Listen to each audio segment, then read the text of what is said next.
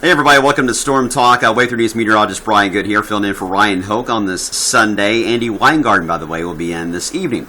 All right, as always the case, let's talk about our outlooks, the next 3 days from the Storm Prediction Center. And yes, it's our turn now to talk about the chance for strong storms. First off, an enhanced area of severe weather is expected across Illinois and Indiana in this orange zone. Slight risk closer to us. I'll cover that in more detail in a second. I also will cover why we are in a slight risk for the day on Monday over a good chunk of our area, and then by the time we head into Tuesday, all the activity mainly shifts down to the southeast corner of the country as the front begins to wash itself out. All right, in the short term, it's not thunderstorms, it's the heat that is the big story.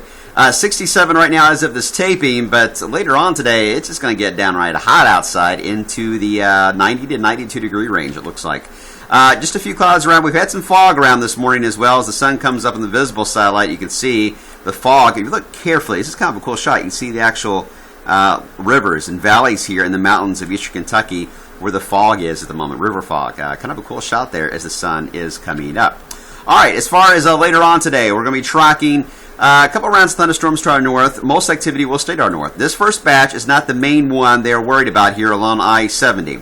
It's going to be another round that will develop. You see the energy moving out of eastern Nebraska. That is really going to enhance itself as it moves to Illinois and Indiana later today and blow up into more of a stronger severe threat. That's why they're in that enhanced area. Again, it's not this round of storms they're seeing now in Chicago. It's what's going to come with the second push later on today and this evening. That push of thunderstorms is likely going to weaken as it approaches us out of southern Indiana later on for the overnight time period, but they do have a slight risk out for our northern counties, and I'll show you why that some of you could have a warning or two with strong winds potentially after midnight off to the north. And then tomorrow, as I mentioned, it's a good chunk of our area for Monday, although it's looking more and more likely it's going to be our Kentucky counties more than anything. We'll see the strong potential out of these storms. Okay. The heat, big story today, 91 degrees or so this afternoon. It says 92 on the model, but I think 91 is going to be our average. That is important to also note because our convective temperature, the temperature in which we could see a potential thunderstorm to pop later today, is about 92, 93 degrees. Yes, we've got a decent cap over us today, but if we get that warm, 92 degrees, if not a degree warmer, we can start to see a few isolated storms pop on the radar. Most areas will stay dry. All right, first round of storms makes a run at us out of Illinois later tonight after midnight. Should weaken as they approach. Still could give us some showers, though, for the morning commute, by the way, for Monday. Now, here's the key factor. Are we going to break back out in sunshine tomorrow at midday? If we do, the model says we'll hit 90, as you see there. And you see the bust potential here. It's got Salem at 79, us at 90, Campbellsville 77. Right now I'm going to go with 80. And I know that's a far cry when the model is saying, only because it seems like when we get morning activity, showers, even some thunderstorms, we have a tough time breaking out of that cloud deck for the midday time period. Not going to rule it out, though, because a June sun angle is pretty strong. And it can really get these clouds to mix up, and we can get some sunshine. I just want to stress that if we get sun, that's not a good thing for tomorrow. You guys know the drill on that. If we stay cloudy, that is a good thing. Either way, somebody's going to get some sun, and you see what happens. Thunderstorms erupt. And it's interesting to see when you see Futurecast pointing out already a Boeing segment on future radar this far out in advance, you know you're dealing with potential for some damaging winds. All right. First off, here's the wind flow aloft. This is the winds, again, above our heads as we into after midnight tonight. This is the reason why we have that slight risk for southern Indiana. It's a decent pocket of wind. It's not, 40 knots is the typical range I like for potential for strong winds. It's got us about 35 to about 40 knots in some areas here in southern Indiana, northern Kentucky. So, again, some gusty winds possible. Tomorrow afternoon, though, we get another pocket of wind that'll move in from the northwest. And here's the thing about this. Tomorrow afternoon, the storms will likely initiate in this area. Evansville, Paducah, southern Illinois. They will likely develop here and then move along where the front is for the afternoon period tomorrow afternoon and evening. So, question is, where's that initiating point going to be?